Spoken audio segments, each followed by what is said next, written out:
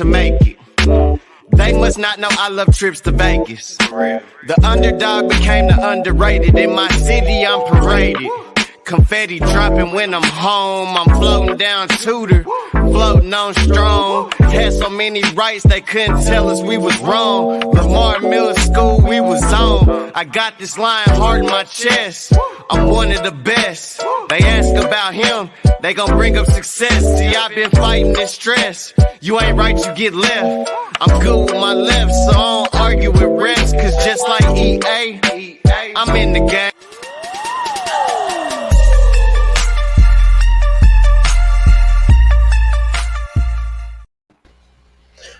Oh, hey, everybody.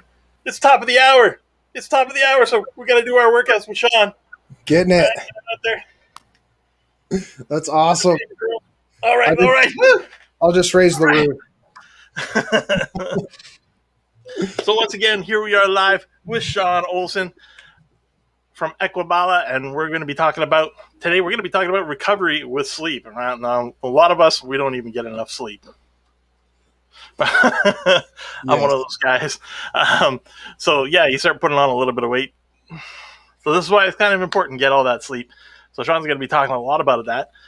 Once again, if you're looking for success with your personal life, your fitness, your health, and stuff like that, we give 110 and Equibala great pairings. We synergize with a lot of stuff, and we cross over on a lot of stuff. So if you're looking for the Success Journal, go to wegive110.com. Or you can go to Facebook for We Give 110. And I'm out of breath. But those workouts working. Yeah, I don't usually do it sitting down. But and then of course Equibala for health, fitness, meal plans, all that stuff is free. You can get there, go there, get your information, and then we can continue on from there, of course, and help you make your life successful. So we're going to turn it over to Sean today with talking about sleep, regenerative cycles, getting back into health, and all that wonderful stuff about sleep. We all love sleep. Yes. So thanks again for having me. Appreciate it, Rob. So if you guys are interested in a wellness cycle for yourself, something that is very sustainable that you can follow, Equibala.com has a lot of that stuff. So one of the pieces that is in Equibala, and I very briefly go over this, but sleep. So a lot of the episodes that we've had up to this point have been talking about things to do while you're awake, how to maximize your production, how to create, a forward outlook and do a bunch of really awesome stuff in your world. Okay. But that's all assuming that you have the ability to physically do things and to mentally focus and organize your thoughts in a way that allows you to actually get stuff done.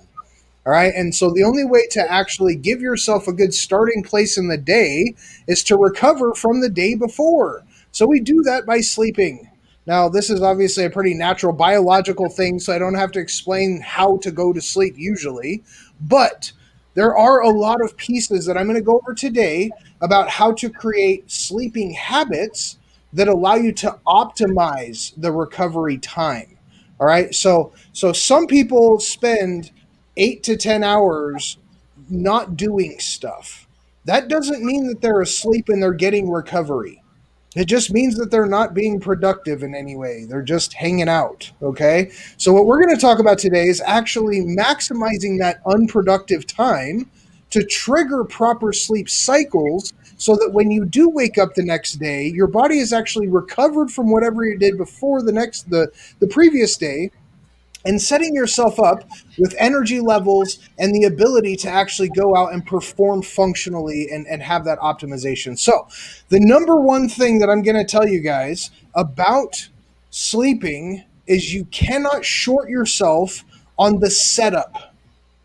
All right. Now I'm going to go through the setup pieces, but the only way to actually sleep well is to prepare yourself to sleep well. If you just get done with your day and head to bed, you're probably not going to sleep as good as you could. You might be very, very, very tired because you worked all day long and whatever, you hit the bed, you're out. Okay, that's a sometimes thing. Most of us don't push ourselves that hard to get to an exhaustion point where we just pass out at the end of the day. All right. So we go through a normal day. We had a great day. We didn't kill ourselves or whatever. How do I maximize this sleep time? So I'm going to go through a number of things. If you want to write these down, there will be a number of these to go through. It sounds like a lot in the beginning, and it may sound like way more than what you're currently doing. It's okay. It's going to take time with any habit. If it's not what you're already doing, you're going to have to do it a number of times to practice and get better at it so that you can get better at going to sleep and getting the recovery that you're looking for. Okay? So we're gonna sort of work our way backwards into some of the structural pieces, and then we'll get into some of the mechanics. All right. So number one, in order to start the next day really well, the first thing that we have to do is pick when it is that we are going to wake up. Right? So if you've got to start your day, you got to be at work at 7 a.m. or whatever it may be, you're going to have to go through a little bit of a reverse engineering process to figure out, okay, what do I need to do before I start work? Well, obviously you need to wake up, but you're also going to need to go to the bathroom and brush your teeth and maybe shower and get dressed and possibly help your kids or drive somewhere or make your lunch or whatever all those steps are before you can actually start being productive in your day. Okay. There are some preparation steps again. So when is it that you need to wake up? How long does all that morning work take? Maybe it's an hour, maybe it's 2 hours, whatever it may be. Give yourself enough time to handle the morning without pushing yourself. Okay? Because it takes us a little while after we wake up to start moving around and doing some things. We're not 100% as soon as we wake up. So there's a little bit of time. Some of it takes a little bit longer than others to wake up fully. Okay. But people need a couple of quarts of coffee. Yeah. Right. And maybe it is. It's making the coffee. It's pouring the coffee. It's stirring it. It's drinking it.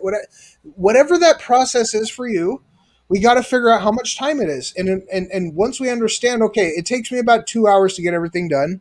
Give yourself that 2 hour window. So if your day officially starts at 7, give yourself a 5 a.m. wake up time. All right. So that's number one, is picking your wake up time. Maybe that's early. I'm just throwing out random numbers. You'll adjust this for you. 5 a.m. I got to wake up 5 a.m. That was like 2 hours ago. Oh my gosh. You got to hurry up. Okay. So figure out when it is that you actually need to start that wake up cycle.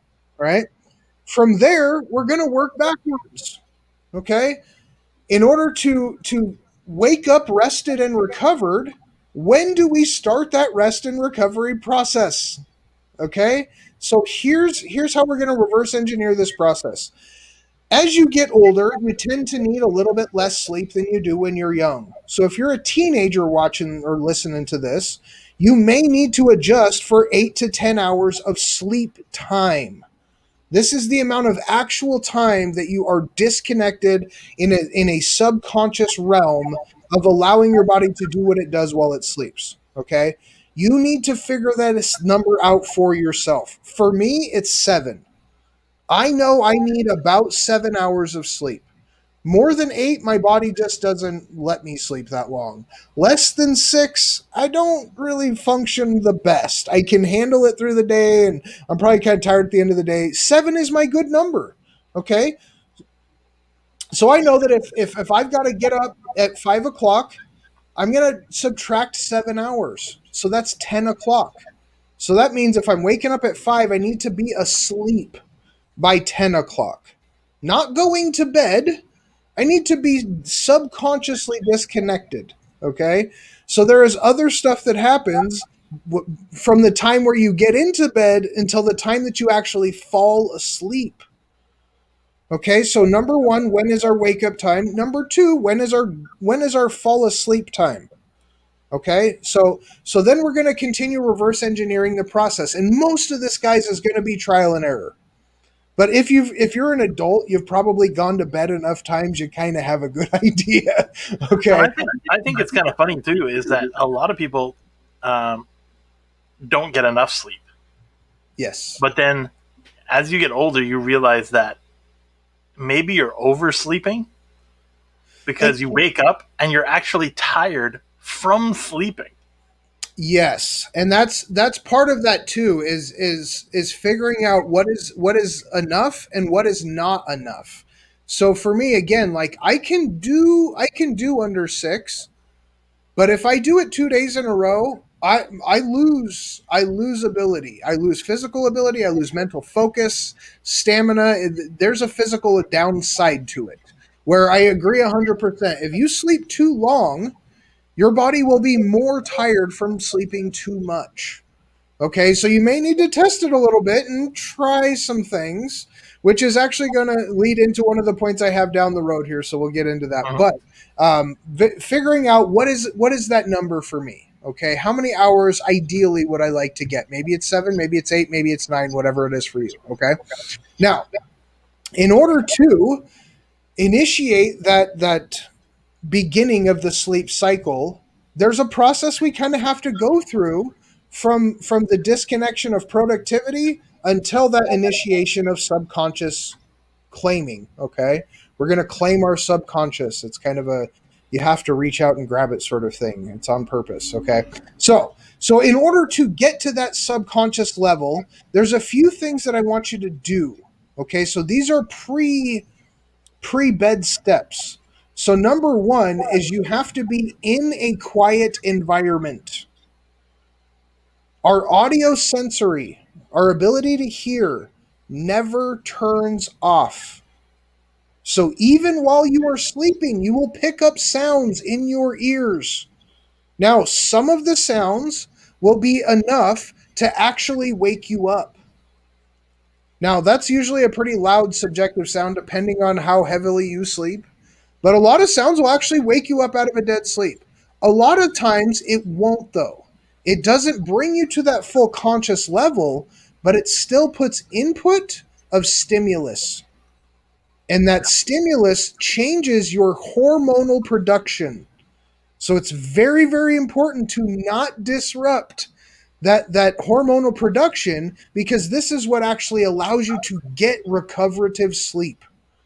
If you up and down on the melatonin and all of the other things that allow you, and I don't want to get too scientific today, but all of the things that actually allow you to get recovery, okay? If you change that stimulus, you change the hormone production. So the easiest way to control that is a quiet environment, and the next one is a dark environment. So even when you close your eyes, for example, if you have a TV on, even if there is no sound, the change in brightness that happens all the time goes through your eyelids, and it does the same thing. It stimulates your visual sensory, and again, it messes with the production of hormones through your sleep cycle. So it's very important to eliminate the sound and the light from wherever it is that you're sleeping. Okay? Yeah. So like in my case, like if you work during the night, Yes. when you try to go to sleep, sometimes it's like you're bombarded with light. So it's like I actually have like a mask just to try to knock out as much light as I possibly can. Some people I know, like they sleep with the television on. They sleep with some sort of sound or light. You know, it's the white noise or, you know, some sort of television or something like that. That's just what makes them comfortable. Yes. You know? And so that's a great point. So there are exceptions. There are a lot of binaural beats and a lot of really cool stuff that allows you to tap into certain brain wavelengths and help you get to sleep faster. Okay. What I'm talking about is general noise. So if you've got the TV playing in the background, or you've got the window open and you can hear birds chirping or the neighbors screaming outside, or jackhammers, whatever it may be, do your best to eliminate the unwanted noise. Not to say that every noise is detrimental, but most of them are not that helpful. All right. So the other part too with the sound, if you got to use earplugs, some people have to do it that way to really just block everything out. Just like, you know, Rob was saying, you got the mask or you put blankets over your window, whatever it is that you can control to eliminate the unwanted sound and light, do that as much as possible to eliminate that disruption of hormone production. Okay. So the next piece is to set yourself an alarm. Now, this sounds really stupid because we already picked that we're going to get up at 5 o'clock. But what happens is we are very, very good at transferring between the conscious and subconscious while we're asleep. And if you've ever done this before, where you have something that you're looking forward to the next day, we can set internal timers where we will actually beat our alarm clock because we are so worried about missing the time to wake up, or we are anticipatory of what's going to happen after we wake up. And we create this mental like conversation that happens all night, and then we're just like ready and amped in the morning. Okay, you don't want to do that all the time. That's a really, really tough way to get recoverative sleep. You need to disconnect completely. And so having that alarm set allows your mental break to engage, to say, I don't need to pay attention to my internal clock because there's an external one that's going to wake me up at the right time. Okay, so it allows you to mentally kind of ease off of worrying about when you're going to actually wake up. Okay, a lot of people I know are okay with my internal clock works so well, it just wakes me up when I'm supposed to. Usually that happens after years of training. Okay, so if we're changing your sleep cycle with any of this stuff, allow that external resource to take control of that worrying of time so that you can just get to bed and relax and disconnect from, you know, what you have to do. Okay, right. So let's recap a little bit here because some people are jumping in and jumping out. So Yeah. the first one we had was when do you need to wake up? Correct. Right? So you got to know when you're going to wake up, which comes around to like step 4 there, which is like, setting that alarm. So you can set that.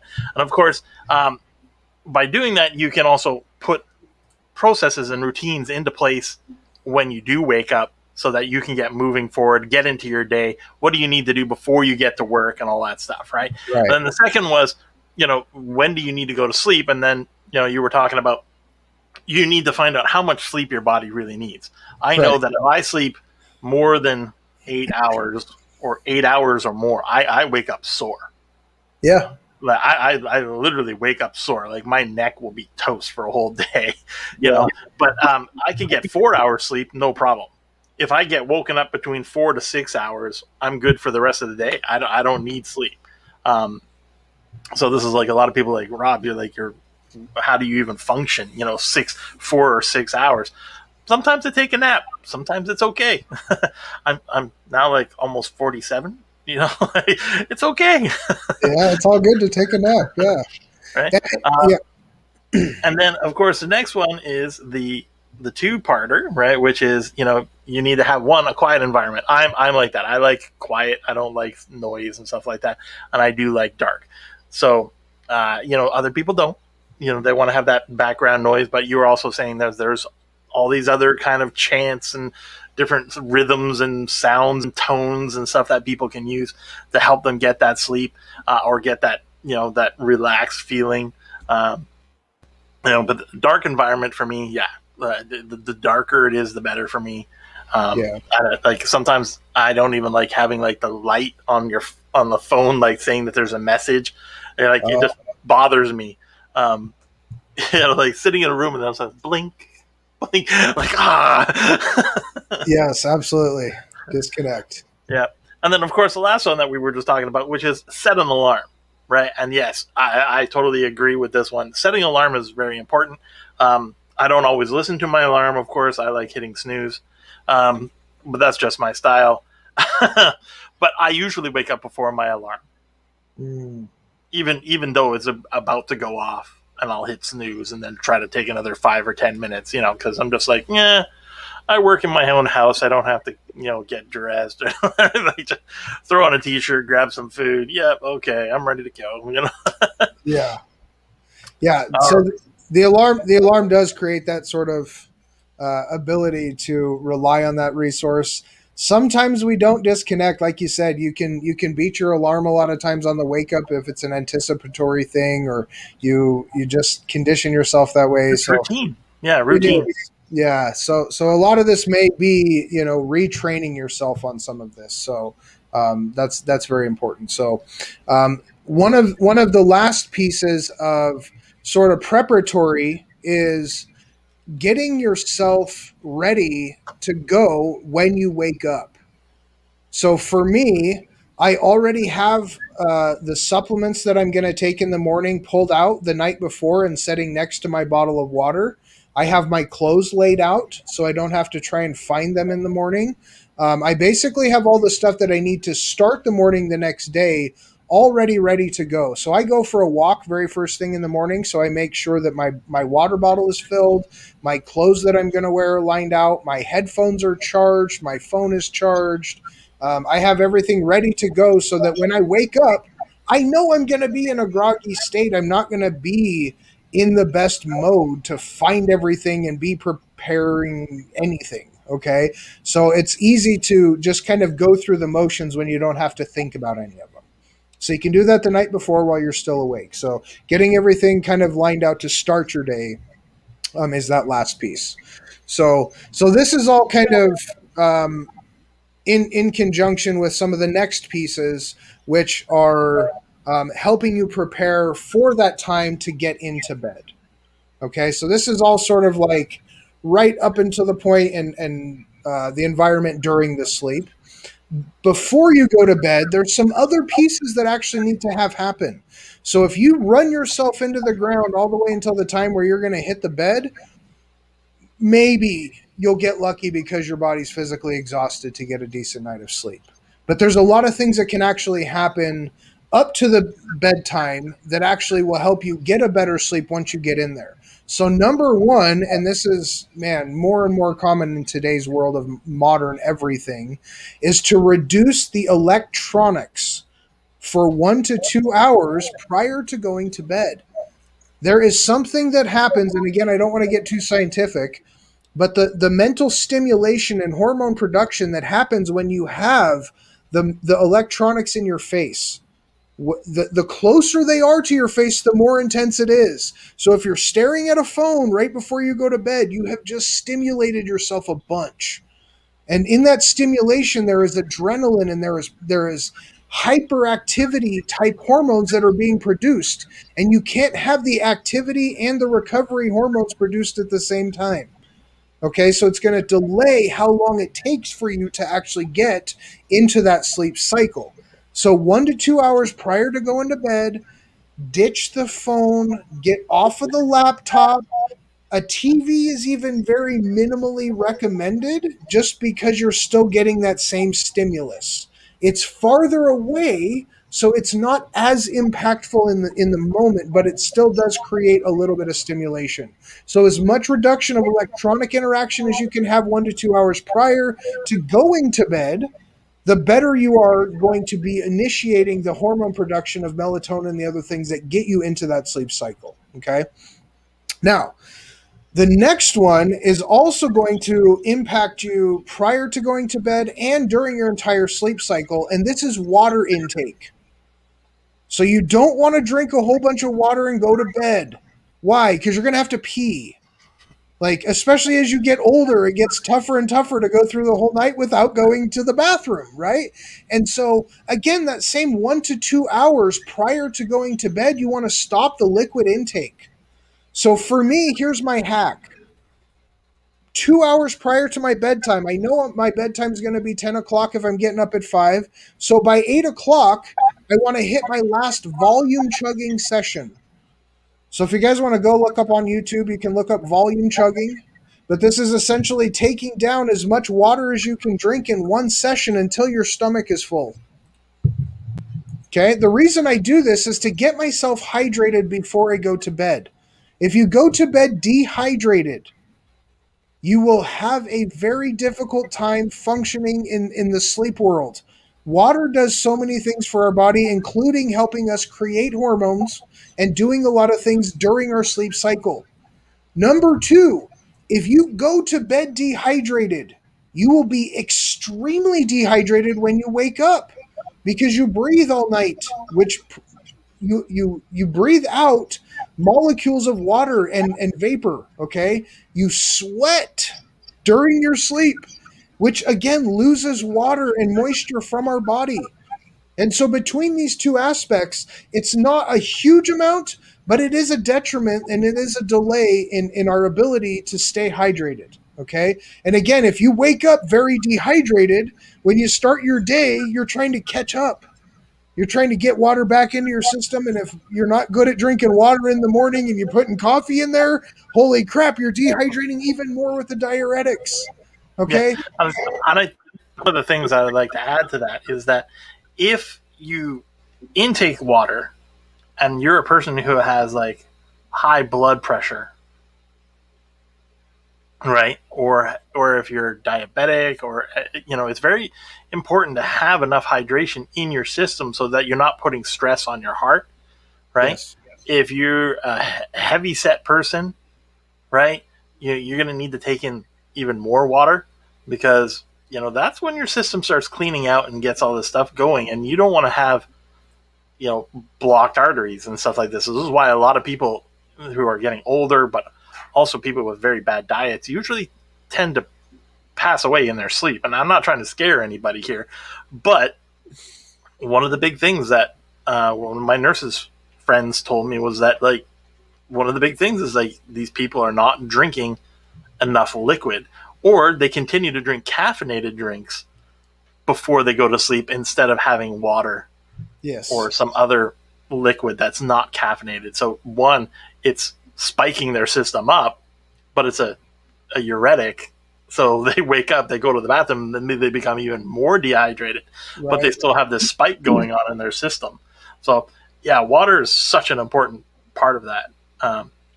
But yeah, as I'm older, I have to agree that you got to be careful how when you drink a lot of water, because even then you get like water burps and stuff like that. So. Yeah, you can add to that.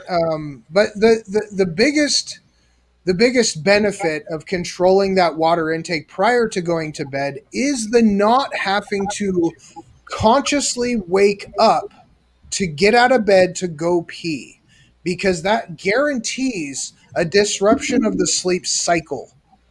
Okay, and getting back all the way into those same levels of depth of sleep.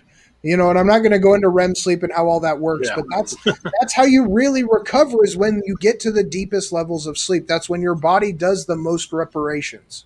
All right, so avoiding that top of the conscious level as much as possible, you can do that very easily by limiting the water intake within 2 hours of going to bed. And so the reason I use 2 hours is because I can do my volume chugging 2 hours beforehand, and that water will settle in, it will fill up my water tanks, and whatever else I have extra, I can pee before I go to bed. I can get myself to that place where my body has evened itself out with how much hydration it needs to have in it before I go to sleep. If you initiate that process too close to going to bed, your body will wake you up and even it out and make you go to the bathroom in the middle of the night. Okay? So we're going to avoid that by controlling that liquid intake prior to going to bed. Make sure, again, like Rob said, that you're drinking water, not something caffeinated, carbonated, alcoholic, whatever it may be. 2 hours minimum to allow yourself to get to that even level. Okay? So the next couple of pieces actually have to do with your bed. So now, one of the things that I didn't say before I got into any of this is the reason I push so much on sleep is because we tend to spend almost a third of our lives in bed. If you sleep for 8 hours and you got 24 in the day like everybody else, that's a third of your life. You don't want to shortchange yourself on that much of something that your body needs. Okay. You spend more time on your bed than you do in your car. But why do people only spend 1/4 the amount of money they spend, or not even 1/4? I'd probably say 1/10 of the amount of money on a mattress than they would on a car. I can't put rims on my bed. I don't know. I mean, you could probably get some. With a nice decal, a nice wrap on it. You could get some custom made going on there. No, anyway. So the bed setup. That's when we need Kerry here. Kerry will set you up. He'll fix you out with a nice wooden bed, and you put rims on it. Nice spinners. Yeah, that's his next project. There you go. That's right. So yes, very much setting yourself up with the physical stuff to actually sleep is very, very important. So number one is figure out, how do you sleep? Do you sleep on your stomach? Do you sleep on your back? Do you sleep on your side? I'm a side sleeper very much. I can't sleep on my stomach or my back. I'm very much on my side. And once you have identified that piece, you need to get the correct type of pillow. I had no idea this was even a thing. I thought they were all just fluffy feathers in a bag. I don't know. Like, I don't make pillows. That's probably not a good description, but there are specific types of pillows depending on the way that you sleep. So if you are on your side, for example, and the reason I know this is because I'm a side sleeper, you need a taller pillow because the distance from your shoulder to your neck is deeper than it is from the back of your head to the back of your back. So if you lay on your back to sleep, you don't need near as much support as if you do on your side. You need a thicker pillow. So it's very, very important to get the correct type of pillow for the type of way that you sleep. So make sure you do a little bit of research on that. And again, like Rob said, you spend 10 times as much time in your bed as you do in your car. How much did you spend on your car? Holy crap. Okay, now $100 on a pillow or $50 on a pillow may not really sound that bad. Okay, but when you go into Walmart and they got them for $10, you're like, there's a bargain. I'm getting that one. I'm getting 2 pillows for $10. No. Yeah. I dropped, like, for me, like, I had a neck injury when I was younger, and Sean and I have talked about this before, and I use either memory foam or latex foam, but I actually use 2 of them because I'm a side sleeper. There you go. Right? If I use one, it's too far down, and then I can't. It's not supporting the neck, the lumbar, right? Not the lumbar. But basically, when I put 2 of them, it's soft enough that it supports my head, but it also gives me that height. Right? Yep. And so one of the things I would like to mention is a lot of people, when you get older, you might also have problems with like acid reflux or something like that. So if you're having a problem where like you snore a lot and then you get like acid and stuff like that, try sleeping on your left-hand side because of the way the system is set up. Yeah. Right. Your stomach comes down and then comes to the right side. And then comes across. So if you sleep on your left-hand side, it's less likely for that acid to move up and into your esophagus. So just a quick little hint for those people who are out there. You're getting real scientific on us here, Rob. I love it. That's good stuff. So yeah, sleeping on your left is definitely better than sleeping on your right. But don't be afraid to sleep on your right, because if you sleep on one side all night, you can actually like cause some pretty good detriment to yourself. So rolling over in your sleep is okay. So I'm not going to get too much into the actual like mechanics of sleeping because that's very individualized, very on what you need. But having the correct type of supportive pillow is very important. And understanding that pillows do not last forever. You have to replace them, guys. Okay, so if you take off your pillowcase and it is stained, it's probably time to get a new pillow. Now, this may scare you, and you're like, "Oh my gosh, am I dying while I sleep?" No, you're sweating, and we lose stuff while we sleep. We lose liquid, we lose skin cells, we lose a lot of stuff while we sleep. That's going to show up in your pillow, okay? But the weight of your head is very heavy, and it's going to break down that material night after night. So you do have to replace your pillows fairly frequently, okay? Here's a funny one. One of my friends has actually said, if you're walking or running, whenever you replace your shoes, replace your pillow. There you go. Because if you're gonna do one, you might as well do the other one while you're shopping. Yeah. Right?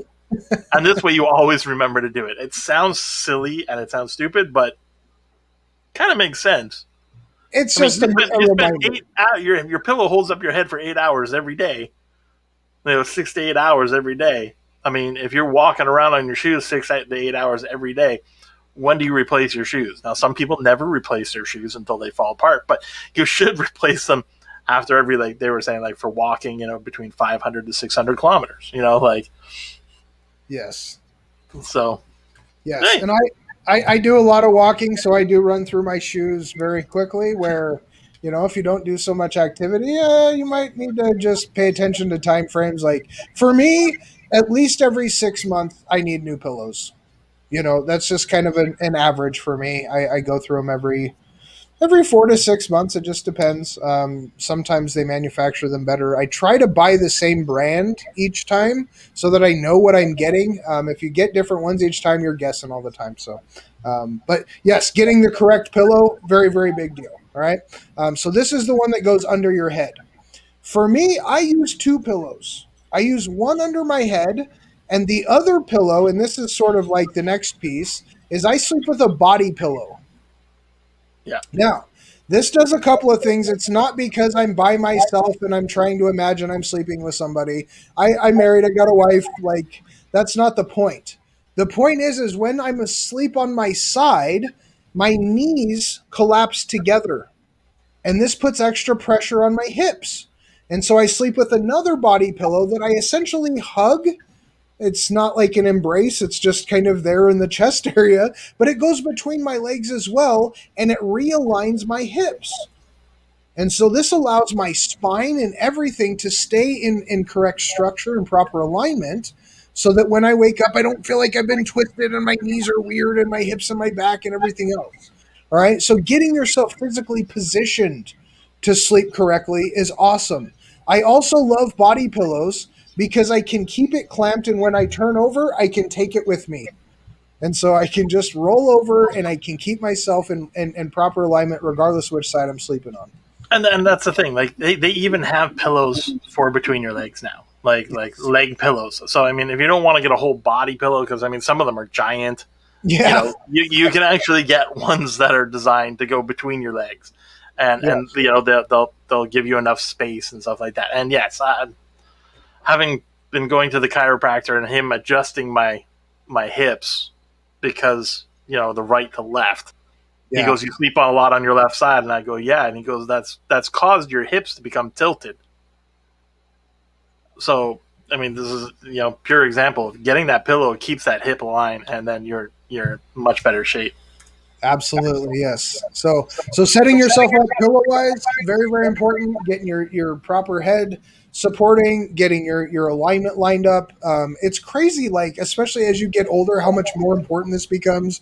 When you're a little kid, you're 10, you like fall asleep on the floor with no pillow, and you're just like, ah, and you wake up like you're fine. It's all good. Man, if I don't, I am so particular about my pillows. I take them with me to hotels. I don't use hotel pillows. I bring my own because I know what I'm going to get in a sleep night, right? It's very, very important. And you know what? That can be the difference between a good vacation and a bad vacation. Exactly. I only care about the bed. It's so true. And if you haven't done it, guys, what you do is you go down to the dollar store and you pick up like a vacuum seal bag and you just put your pillow in it, and then you suck all the air out so it's nice and flat. It doesn't take up a lot of space because the airlines don't really like you bringing in a big pillow onto the plane. So there you go. Right. But if you can put it in your bag, you can suck that sucker right down. And for most of these like memory foam ones, like as soon as you take open up that thing and take it out of the air. Yeah. Right back to it. Oh, that's a great hack. I like that. So yeah, so very much keep your pillows on point. Take them everywhere with you. It doesn't matter where you're sleeping, whether it's your bed or in a hotel. It's still important to have the good pillow. So the next two are regarding your mattress. Okay, so when you go to a hotel, you're gambling. I've had really expensive hotels with mattresses that are just folded in half in the middle, and I've had ones that were $80 a night and just solid bed, absolutely perfect. So when you're at home, this is something 100% within your control, is to replace your mattress every 5 to 8 years. Okay, more than 8 years, that mattress is not going to still do what it needs to do. I don't care how much you paid for it. I don't care what kind it is or what kind of coiling structure they say or how many layers of whatever. What type of super space foam. Yeah. It doesn't matter. It's going to break down. So some of them you might only get 5 years out of if you didn't do a good job investing in a high quality mattress the last time you bought one. Yeah, I mean, like if you think about some mattresses that you can spend like up to like I think the one of the most expensive ones is like $30,000, but it has like a 15-year like warranty, and they come to your house and they install it and they take care of it. They come every couple of year or whatever, and just check it out and everything like that. I mean, when you pay $30,000, it's like buying a car, right? Like, yeah, you get what you pay for. I don't know. So if I can find the affiliate link, I'll put it below. For the $30,000 mattress.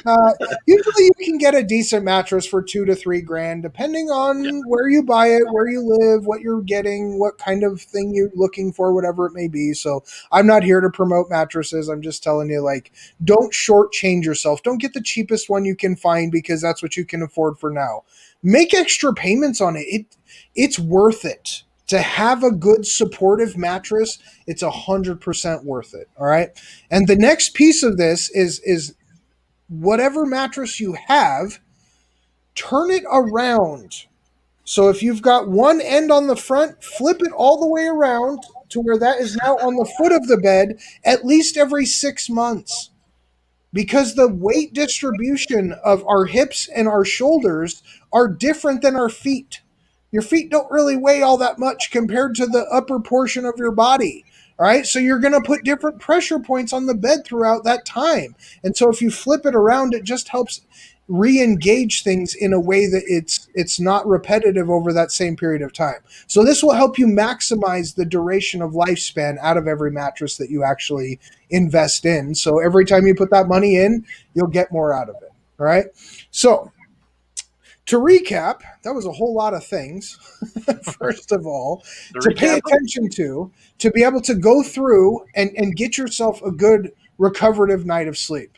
Okay, there you go. He's got all the extra pieces on there. So seven is bedding. The right pillows, making sure you're replacing them frequently enough. You got a body pillow or a leg pillow, and making sure that you got a good mattress and you're turning it at least every 6 months. Okay? So, guys, all of these pieces, again, may sound like a lot of things. Some of them you only deal with every number of years. Some of them you only deal with every number of months. Some of them you only deal with every number of weeks. Some of them you will deal with every single night. But just like anything that we're talking to you about, whether it's how to sleep, what you should eat, managing your finances, whatever it comes down to be, there is a point at which you have to decide what is worth it for me to pay attention to. What goals do I have for myself? And if having a healthy body is part of your goal structure, then putting effort into your sleep routine is worth whatever adjustments you have to go through. And guys, here's what's really cool about this.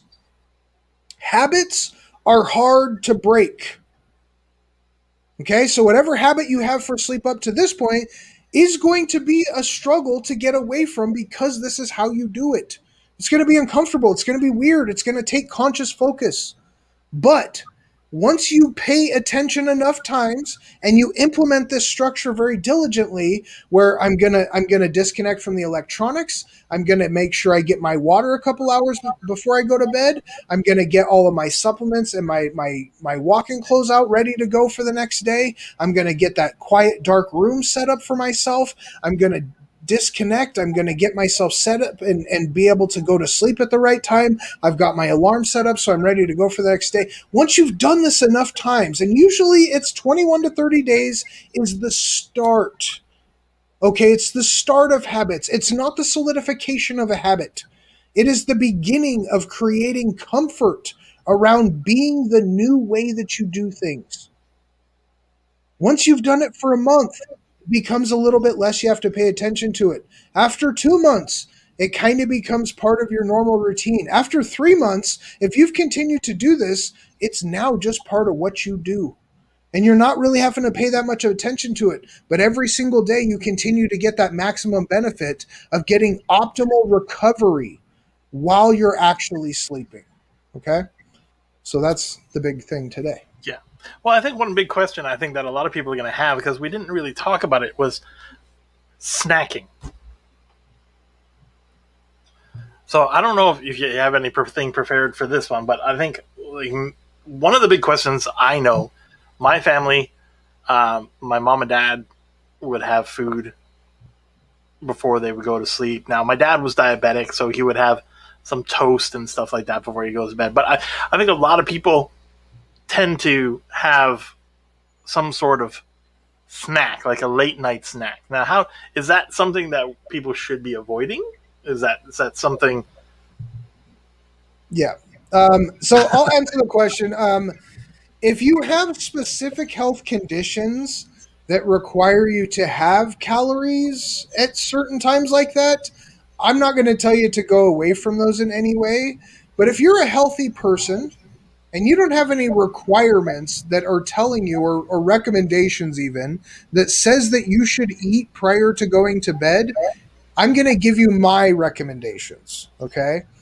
I use that same 2-hour window as a minimum block of when I ate last. Okay. Number one, because when you eat prior to going to bed, you're not usually that active from the eating time to the bedtime. So that means whatever calories you're taking in, you're not using as energy, you're storing. You're going to keep them. Okay, that's not usually the best way to maintain a healthy body, is to take in a bunch of calories and sit on them overnight. Okay. Number two is when you eat, you have a continued increase in metabolism for anywhere from 2 to 6 hours. Okay, and this stimulation of metabolism again also triggers other hormone production to happen on a positive engagement cycle. So this gets your body moving and doing things. We don't want that when we're trying to decrease the activity level and do less. All right. So we want to avoid any of those stimulations. So if you're looking to put calories into your system because of some requirement for health needs, you can make those little adjustments as needed. But if you're a healthy person, I highly recommend to avoid any calorie intake at all at least 2 hours prior to going to bed. Gives you that time to use the calories as energy, and it decreases that physical stimulation and hormone production to get the metabolism going, the cortisol, the insulin, all of the things that happen in order to process whatever it is that you eat.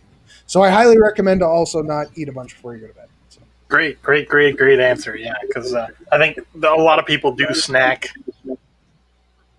closer to bedtime these days. Because it makes them feel a little drowsy and stuff like that. So let's just recap what we're going through here. So we're talking with Sean today. Now, Sean is a professional trainer. He's a nutritionist. Like he knows what he's talking about. So I'm not going to throw up a disclaimer yes, if you need help, you can reach out to a doctor and, of course, get their opinion, of course, because Sean doesn't know all your information and stuff like that. But he's just giving a general overall statement of his opinion and his beliefs and his teachings that he's gone through for many, many years. So let's go through these again here, Sean. So the first one is, you got to know when you need to wake up, right? So you can set your expectations for the morning. How much time do you need so you don't feel rushed? If you think you're going to be rushed in the morning when you go to sleep, you're not going to have good sleep. All right, because you're already stressed, right? Yes. So you know how much time you need to get your day going and when you need to wake up, right? Then, of course, count backwards, try to figure out how many hours of sleep that you need. Now, this could take some trial and error. You're going to have to figure out what's good for you. Some people, it's 4 hours. Arnold Schwarzenegger talks about the 4-hour sleep cycle that he does, and he then, he's a monster, right? Good for him. That's great for him. Yeah, the governor, right? And then, of course, once you figure that out, then you can set your sleep time when you should be going to sleep. And then from there, you want to start setting that 2-hour block that Sean has been talking about. So start creating that quiet environment, a dark environment for you to go to sleep in, right? Start toning it down, turn the lights down, make sure the room's dark. If you're a person who works nights like I do, make sure that you can have a dark room or you get earplugs or, an eye mask to kind of block out as much light as you possibly can. And then, of course, set an alarm. And as time goes by, you're going to get better at this. If you have a routine, you will start waking up on time. If you have a routine, like me, I can put my head down and usually within a minute or two, I'm out, because there's a routine that I go through before I go to sleep. It tells my brain it's sleep time, right? The next one is prepare for your next day. Get your food ready. If you have to make lunches, and it's easier to make those at night. Put them in the fridge. If you have, charge your electronics. Get your stuff ready. If you have kids, one of the best things to do is get your kids into a routine of getting ready for the next morning, because kids. I don't want to go. It's too early. But if they have all their stuff ready, it's just like, here, put on your shirt. Here's your bag. Okay, let's get you on the school bus real fast. Right? Yes. My daughter is so good at preparing for the next day. She doesn't just put her clothes out; she sleeps in them, so she's already dressed. I would do that for baseball. I would do that for baseball when I was a little kid. It's like I knew I had a game on the next Saturday. It might be Saturday at like 4:00 in the afternoon, but I had to be prepared the night before. Put on my uniform. That's awesome. Yeah. So the next one is, 1 to 2 hours before you go into sleep, depending on your own schedule and stuff like that. Reduce your electronic exposure. Yes, so true, especially if people playing games. The game addiction is very bad, because it basically it's putting, a happy, good feeling, emotional, cortisone going through your brain. I don't know if that's the right word for it, but I mean, the opiate reaction kind of, woo, and then when you try to go to sleep, it's like, then you pick up your phone again, right? Yeah. I know everybody here is guilty of it at least once in their life. Yeah. Right. And then, of course, water intake. Now, you were talking about water chugging. There's a way to do that. And, of course, taking in enough water so that you can process it through the whole night and wake up, not super dehydrated like a lot of people do. Avoid caffeinated drinks and stuff like that in the middle of the night, of course, because if you get too much sugar, too much caffeine, you're going to be bouncing off the wall. And for those people who think drinking a Red Bull before they go to bed, no, don't. I don't know where that started, but I just don't. You may crash after some point, but that's not the way you want to do it. That's not a healthy cycle. Of course, then we get around to the bedding, which, of course, pillows. If you sleep on your side, you should probably have them high enough to stack up to support your head, not have your head turned over and stuff like that. It'll cause problems with your upper spine. Replace them every 3 to 6 months, depending on how well you use them. If you're a heavy sweater, then you'll probably want to replace them a lot more. But if you're sweating that much, then you should probably see a doctor about that. Or you live in a subtropical continent like me, and I'm a person who likes cold things. So anything over 18 degrees is too hot for me. So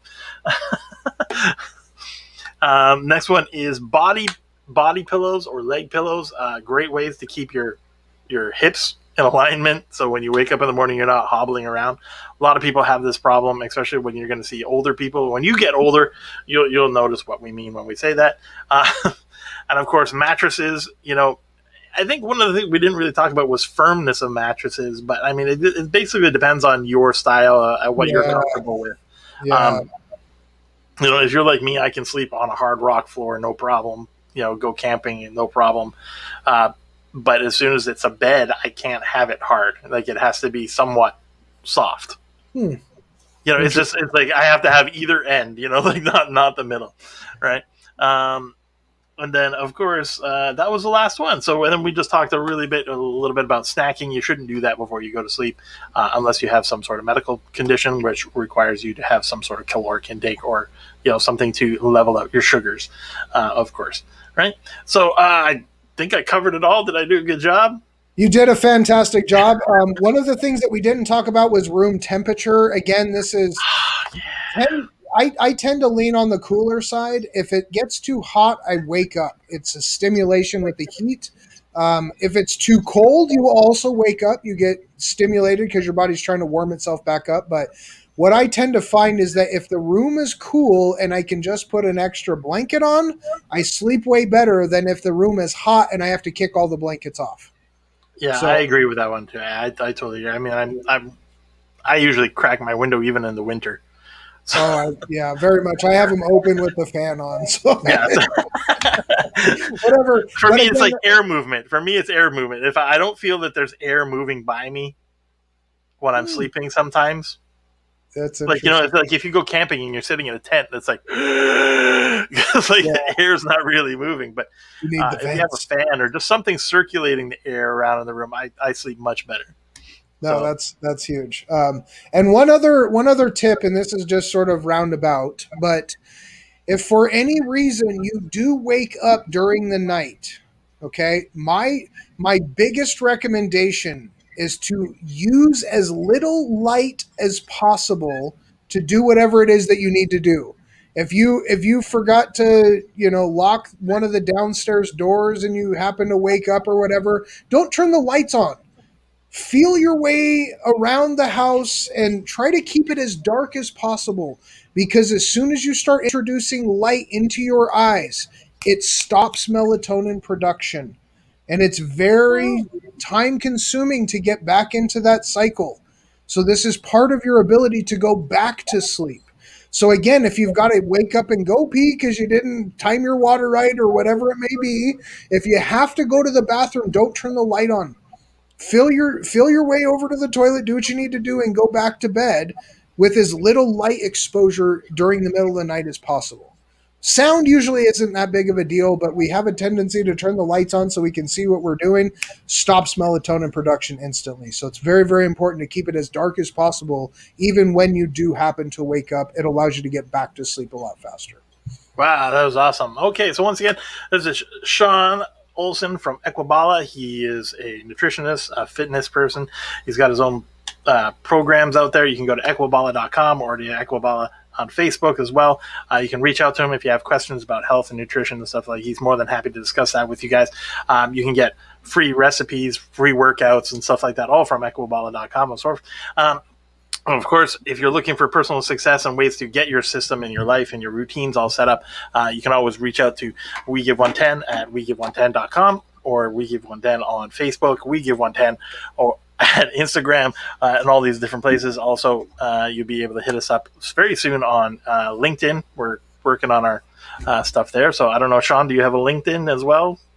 I don't use LinkedIn, honestly. I haven't used it in a lot of years, so I'm probably behind the ball. I'm sure I should at some point. So.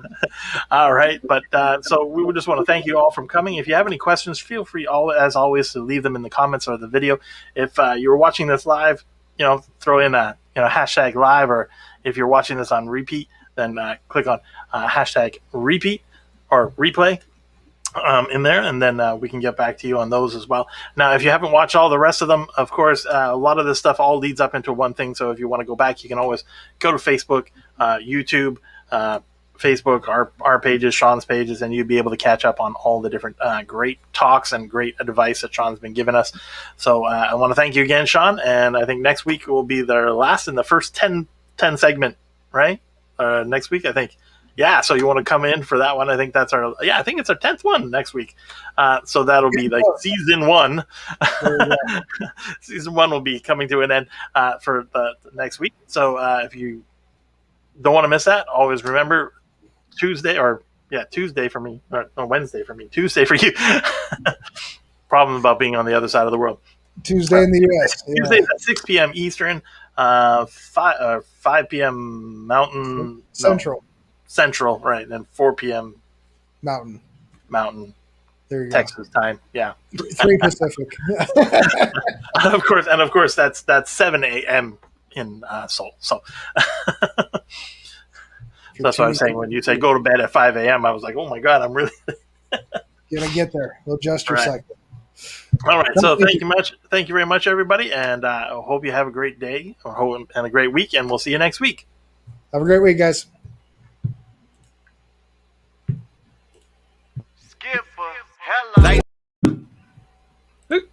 There we go. Gotta play it.